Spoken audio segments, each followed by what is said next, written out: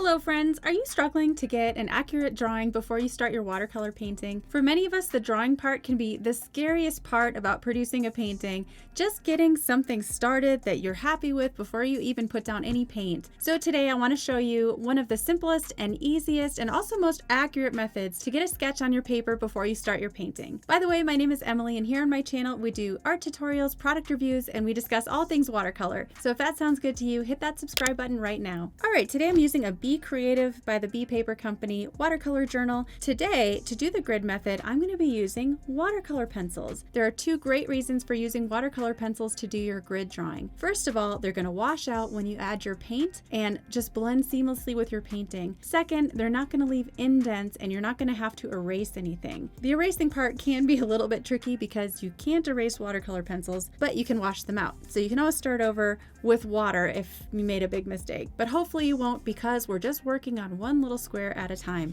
So right here on the first page of my watercolor journal, I'm going to use some washi tape to resize my paper down to 5 by 7 inches. When you're using the grid method, you must make sure that your reference photo is the exact same aspect ratio as the grid you're going to put on your paper. So you're going to have to do a little bit of measuring. That's the price we pay for not freehand sketching. All right, so I want to size this down to 5 by 7 inches.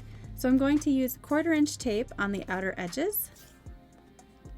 My washi tape is just from Amazon. There are hundreds of sellers who sell this exact same product just with fun different designs. So that's where you'll find it. Just make sure whatever tape you use is waterproof, for obvious reasons. All right, so we've got our 1/4 inch tape on either side. That leaves us 5 inches wide. And then we want to make it 7 inches tall. So using 1/2 inch tape on either side, we'll resize our paper to 5 by 7 since it's an 8 inch tall journal. All right, so the next step is to choose a watercolor pencil that you want to use to draw your grid on and grab a ruler. Now, since the painting I'm going to do is of this little girl looking out a window, I need to start with a light color. There's a lot of light in the background, very bright whites even. So let's just use a nice light blue to do our grid. And I'm going to mark each inch with my watercolor pencil on each side, going vertically along my paper. And be sure to press very lightly when you're tracing your lines. You can see what a light line I put down. I don't want to press hard at all. I want to make sure whatever marks I lay down can easily be washed out with water.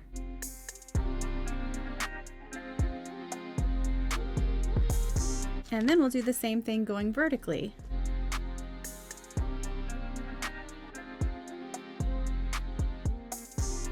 There we go. So there's our grid all finished, 5 by 7 inch squares, perfectly matching my reference photo. You can either print your reference photo in the exact same size and physically draw those lines on so you can copy and have it right next to your paper.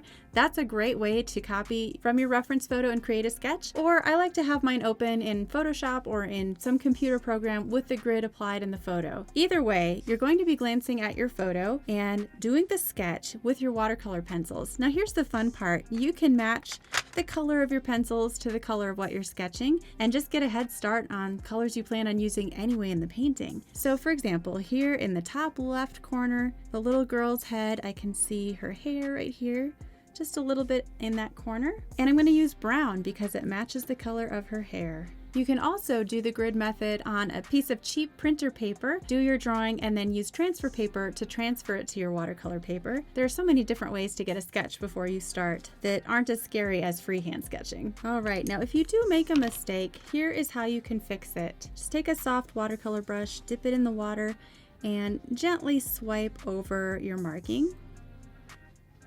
And then you can just blot to remove the paint. Just the same way you would fix a watercolor mistake, honestly, it works the same way. But you can see how that will reactivate the paint, lift it up, and you can also see how that's going to help wash out your lines too, so that your grid lines hopefully won't show up in the finished painting.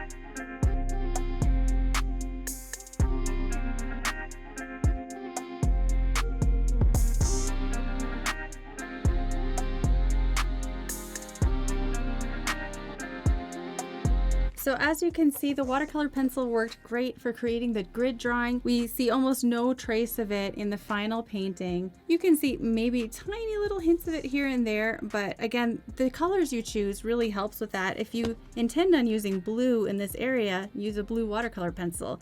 If you want to use browns in the hair and in other parts of the drawing, just use a brown pencil. So there are definite advantages to using that over graphite. I hope this made drawing a little less scary for you for your next painting. Thanks for watching today, and I'll see you in another video.